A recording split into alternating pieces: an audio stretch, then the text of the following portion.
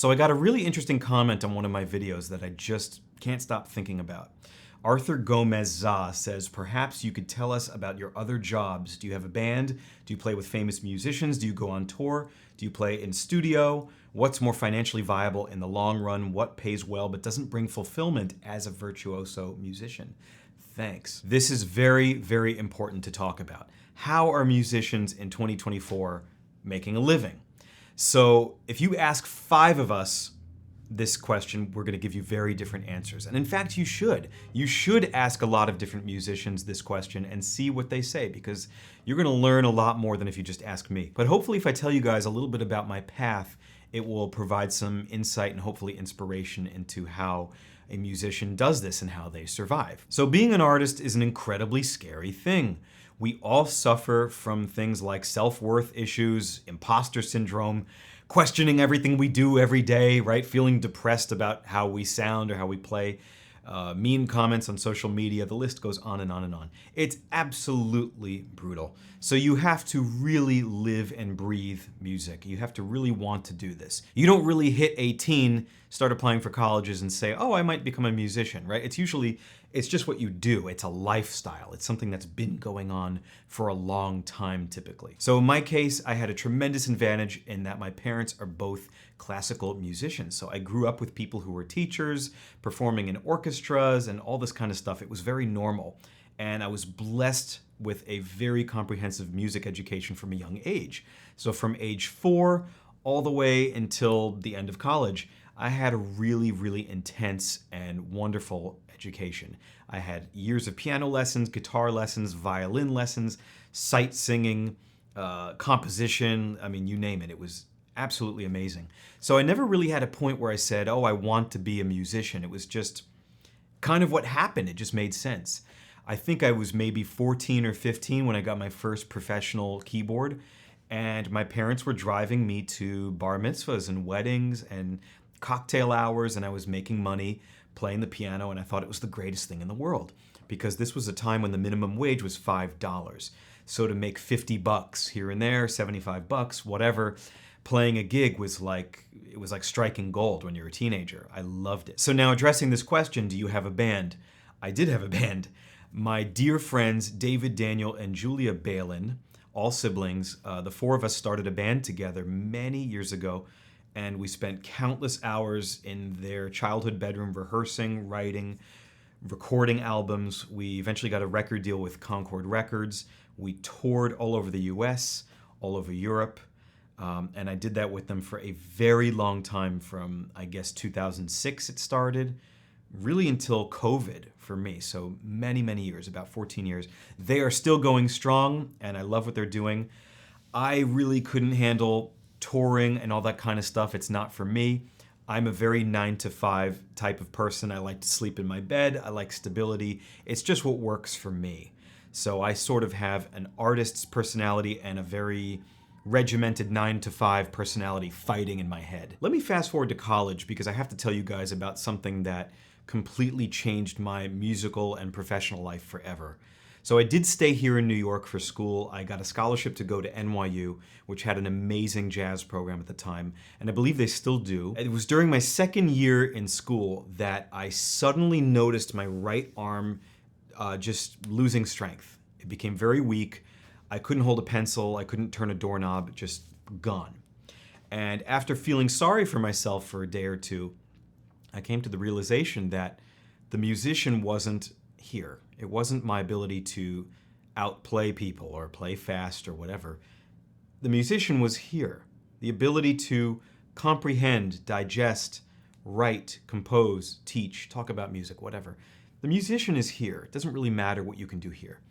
And as soon as I came to that realization, I saw this as a gift and an opportunity to think outside of the box. And what I ended up doing was thinking about what my strengths were that didn't involve my fingers. And the first thing that I thought of was my perfect pitch in my ears. And I got a copy of Sibelius and I got a copy of Finale, and I learned everything about music notation software. And I sort of carved out a career for myself as a pair of ears that could notate music quickly. So some of you might know, some of you might not know, that a lot of the musicians we love and listen to do not read or write music. So I kind of learned how to sit with a laptop and pull music out of the air quickly and write it down. I guess you could call it being a transcriber or arranger or an engraver or whatever. So I became sort of a consultant for people who didn't have this ability to read or write or just didn't know how to use notation programs. And I started scoring music for people, which I really loved. And being a contrarian, I sort of love to do things that other people hate doing. So it really worked out for me. Naturally, I learned how to arrange music as other assignments came my way. Some people asked me to write big band arrangements originally for free, which is how I learned. Then I started eventually making money doing that.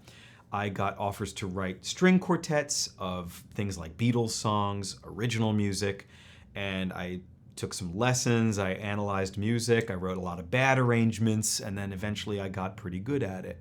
And so this whole other career came out of this disability. And luckily my arm did get better, and maybe I'll make a video talking about that and what that whole thing was. But long story short, this was the best thing that ever happened to me because it taught me to think outside of the box of just being a pianist or a jazz pianist. Another thing that I think is really good for you if you were able to do it is to learn how to teach. I learned how to teach quite young, not because I wanted to, but because friends of my parents and colleagues of theirs were asking me to teach their kids. And I just kind of learned how to do it through trial and error. After college, I also took on a pretty big roster of students, and just by doing it, I think well over 10,000 times at this point, I learned how to teach, and hopefully I got pretty good at it. So another part of this question here, do you play in the studio? The answer is yes. I've been doing studio work since I was maybe 14 or 15, first with my friends. Then it became more professional stuff in New York, sometimes in LA. Now it's mostly remote. People will email me and say, I need piano on this track, record it, send it to me to a click track or whatever, and I just do it on my own. I love doing that kind of stuff. I don't do it often, but when I do, it's super fun. Two other semi-related things that came my way were wedding gigs and musical theater gigs. This started in my mid-20s, I think. So for the wedding gigs, I had to learn hundreds of songs.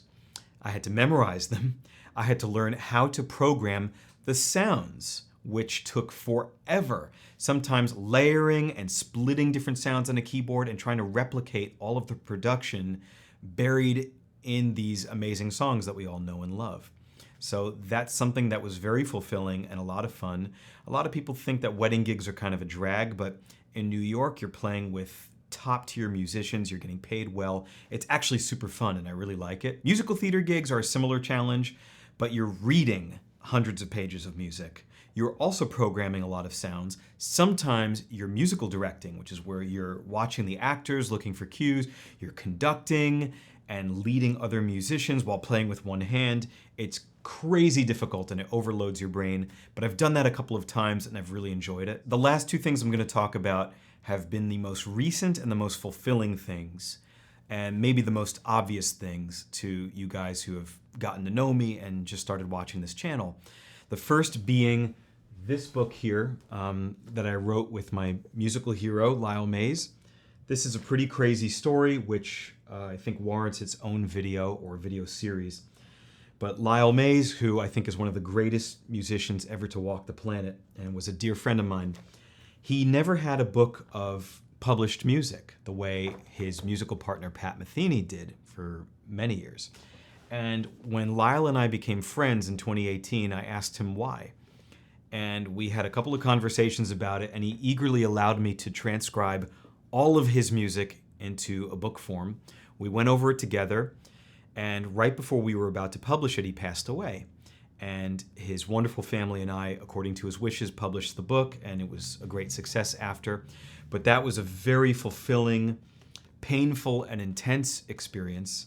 But also it is part of my living. I guess you could say I'm an author now. And there is actually a second book here as well. And I will talk about these in depth someday, maybe on his birthday or something. I'll make a video telling that whole story because it's a crazy story and it's very intense. These books led me to the last thing that I'll talk about, which is my friendship with Rick Beato. And Rick and I met through all of this Lyle-related stuff because Rick is a huge fan. and he quickly convinced me to make a YouTube channel. And I was always very anti-social media, never used YouTube. I was never a public person. I was always deeply private. But about a year ago, I took him up on his dare, and here we are 120 videos later, and I don't know what, 20,000 subscribers later. And it's pretty hard to believe that I'm looking at a camera lens talking, but Rick is a very convincing guy, and he's been very helpful, and this has been a life-changing new outlet and a part of my living as a musician. So the big takeaway here, I think, is to not put all of your eggs in one basket. Be open-minded, learn lots of different skills. Especially when you're young, say yes to everything until you can't. I'm 33 now, and I just reached a point where I'm starting to say no to things and starting to turn things down. I've always said yes to very scary things that I didn't want to do because I wanted to learn something. And you do get kind of a rush from having accomplished something very, very difficult and very exhausting. And you will learn more doing that than you ever could in a college classroom. So I'm sure I'll do an update video on this maybe in a year, 2 or 3, and I'm gonna have a very different story for you guys, because that's how careers in the arts go. They're constantly changing, they're evolving, but you can make them work for you. Like I said to you guys earlier, I don't like touring, I don't like traveling, so I've kind of crafted a career now where I don't really leave my house very much, but I'm fulfilled and it works for me. So thank you, Arthur, for this great question. I hope that I was able to provide some insight and useful information for you guys. Please let me know your thoughts and comments. Thanks for watching. See you all in the next one.